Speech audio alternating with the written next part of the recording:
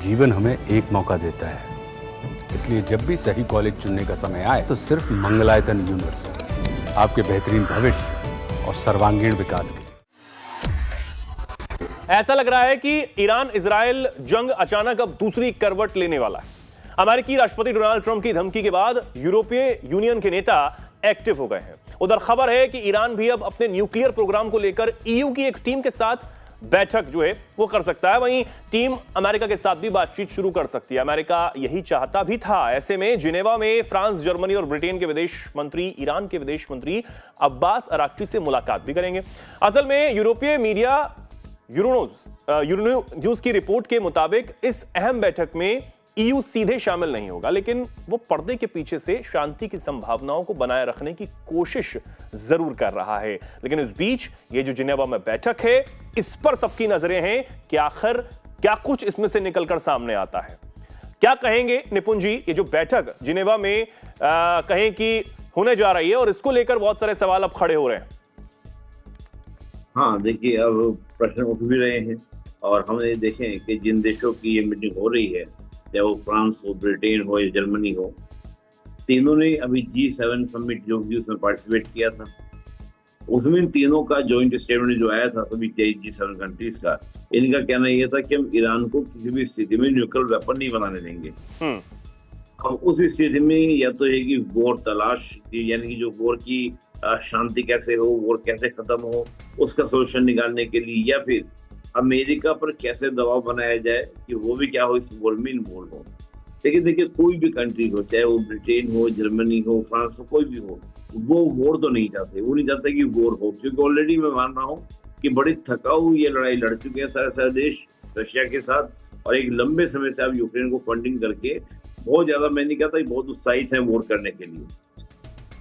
अभी स्थिति ये है कि इन तीनों देश का कहना ये है कि अगर ईरान किसी भी तरीके से एटॉमिक वेपन बना लेता है, और मान लो जैसा इजराइल ने ये बात फैला भी दी है इन देशों के बीच में, इसमें इजराइल बड़ा कामयाब रहा है कि ईरान लगभग 15 न्यूक्लियर वॉरहेड बना के तैयार कर चुका है, जिसमें 8 जो हैं वो तो एकदम रेडी टू यूज वाली स्थिति में है, उनको कभी यूज कर सकते हैं। और ऐसे में क्या होता है कि जो हिजबुल्लाह है, हुतीज हैं, या आपका अदर जो हमस जैसे ग्रुप्स हैं, जो आपको हम लोग प्रॉक्सीज कह सकते हैं, नॉन स्टेट एक्टर कह सकते हैं, उनके पास भी डर लगता है कि कहीं ऐसा ना हो कि ईरान के न्यूक्लियर वेपन जो है उन देशों के पास में या उन नॉन स्टेट एक्टर के हाथ में न लग जाए।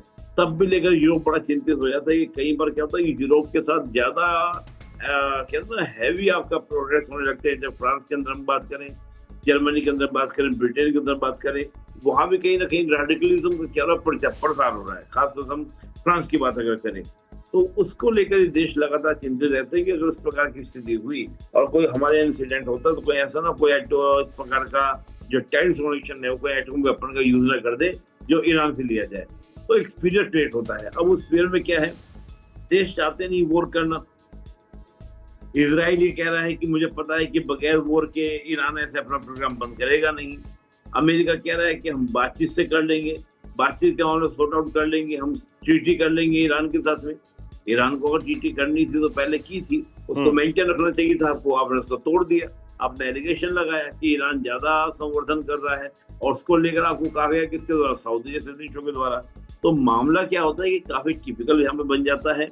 हर देश अपने अपने दिमाग से यहाँ पे काम करने की कोशिश कर रहा है, सोचने का समझने का प्रयास कर रहा है। लेकिन मैं ये मानता हूँ कि चाहे वो फ्रांस हो, जर्मनी हो या आपका ब्रिटेन हो, ये वोट तो नहीं चाहते। ये इस तरह का कुछ ना कहीं सोल्यूशन ढूंढने का प्रयास कर रहे हैं। लेकिन सॉल्यूशन निपुण जी कैसे निकलेगा? क्योंकि न्यूक्लियर डील को लेकर जो दबाव अमेरिका की तरफ से भी बनाया जा रहा है उसको तो दरकिनार करते हुए ईरान सिर्फ ये चाहता है कि अब जो हमला किया गया उसका पलटवार और गंभीर रूप से दिन पर दिन दिया जाए।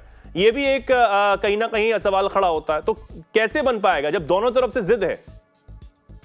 नहीं, देखिए, मुझे ऐसा लगता है कि इजराइल हो या ईरान हो, खासतौर में ईरान की बात करूं, ईरान की मारक क्षमता ज्यादा दिन की नहीं है। आप देखिए, जब पहले दिन अटैक किया ईरान ने 200 मिसाइल दाग दिए, 200 ये कर दिया, फिर 150 आ रही है, फिर 50 आ रहा है, फिर 25 आ रहे हैं। तो धीरे धीरे जो है ईरान अपने जो भी आपको जो आपके वॉर हेड्स हैं वो सब क्या कर रहा है, खत्म कर रहा है। मिसाइल की संख्या मानी जाए 1200 करीब उसमें मिसाइल होंगे जो हैवी मिसाइल्स हैं, उनमें आपका करीब 300-400 यूज कर चुका है जो वर्किंग कंडीशन में है। तो मतलब बहुत सारे इश्यूज ऐसे हैं। और होता क्या है कि एक मैं थिंकर को, पॉलिटिकल थिंकर का नाम कभी मैं लेता हूँ, Stephen P Cohen. Stephen P Cohen ये कहते थे कि जो ये इस तरह का संघर्ष है मिडिल ईस्ट का, ये संघर्ष ऐसा है जो शताब्दियों तक चल सकता है। ये कोई मतलब छोटा मोटा नहीं, लड़ते रहेंगे, छोटे मोटा अटैक करते रहेंगे, फाइट करते रहेंगे, फिर शांत हो जाएंगे कुछ महीने के लिए, फिर फाइट करना शुरू कर देंगे। तो मुझे ऐसा लगता है कि जिस प्रकार से अमेरिका ने कहा मैं बैक लूंगा, अगर अमेरिका को वाकई में ईरान को एकदम नेस्तनाबूद कर देना था, समाप्त कर देना था, तो ये सही मौका था कि ऑलरेडी इजराइल अटैक कर ही रहा है। इजराइल पर भी क्या होता है कि आसान हो जाता है कि तुम्हारे लिए हम मदद के लिए आए और हमने ईरान को क्या कर दिया, स्वाहा तबाह कर दिया। इस तरह की नीति नहीं लगी अमेरिका की। अमेरिका को बेटर लगता है कि अगर रिजिम चेंज करा दो, ठीक है, वहां पे तख्तापलट करा दो, वो ज्यादा बेटर है। इनकी इसके बजाय खून खराबा हो, इससे मेरी भी डैमेज होती है। बेटर है कि शांतिपूर्ण तरीके से वहां पे रिजिम। ठीक है, देखते हैं क्या होता है। हालांकि इस बैठक से भी क्या निकलकर सामने आता है, ये भी एक इस पर जो है नजर बनी रहेगी।